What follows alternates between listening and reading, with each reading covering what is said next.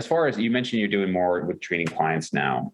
I know a lot of people will kind of start and they'll say, okay, I'm going to have a completely individualized plan for people. Other people will say, okay, I'm just going to start somebody on a sound program and then we're going to adjust from there. I do tend to go more in the realm of like individualized, but I will say I think both are totally fine because ultimately to me, the biggest thing with coaching is the adjustments that you make along the way, right? It's not like a special routine. At least that's how I feel about it. So would you say that when you have clients, is it like, okay, everybody's completely different, or it's like, we're going to start a general baseline and then you kind of make variations from there?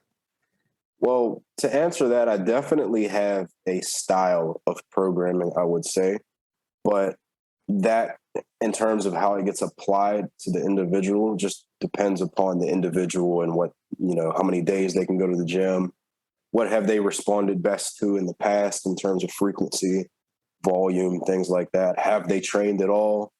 That could really vary. So specifically, I would say that in terms of who I'm coaching right now, they all have programs that are vastly different from one another. But for example, something that I like to program in terms of making sure that rep quality is really good for like squat motion patterns, for example, is front squats. So most of them are doing front squats in some capacity, depending upon, if they're powerlifting or, just training for holistic purposes. Because what I find with front squats and why I love them so much is that because you have to have a good front rack position, if you can't keep that upright positioning that makes the squat very quad dominant, knees over toes, you lose the bar. And for people that are very hip dominant, which means your knees don't go over your toes very much, to put it simply, for that type of individual, it can make your squat squattier. So for people that have a desire to have a squattier squat, that's typically something that I put in there.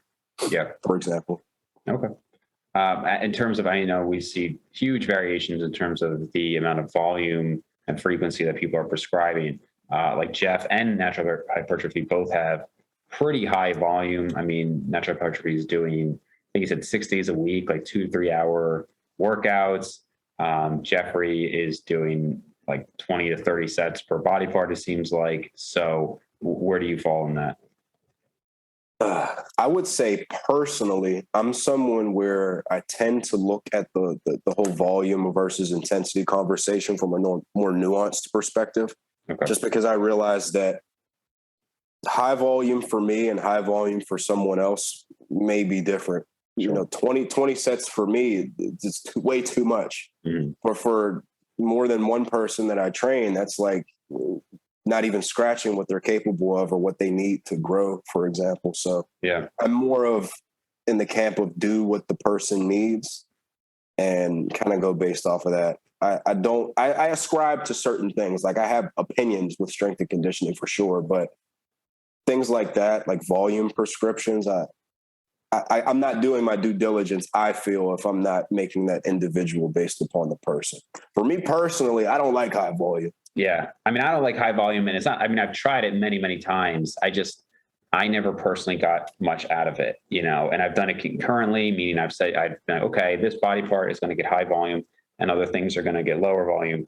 And they kind of progress at the same rate. Like it wasn't like it didn't work. It just didn't work for me better than lower volume. So I don't know if you've tried it and just found like you felt worse, or if it was just not necessary for you.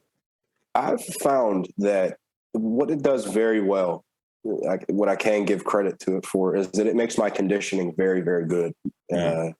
If I'm cutting and I'm on a high volume program, it obviously burns more calories. But in terms of extra hypertrophy or strength adaptation, I don't feel as though past maybe 15 sets at the most per week, and I'll, undulate between like 10 and 15 sets per week. Anything higher than that for me, I don't get a good return, hypertrophy or strength wise, personally. Yeah.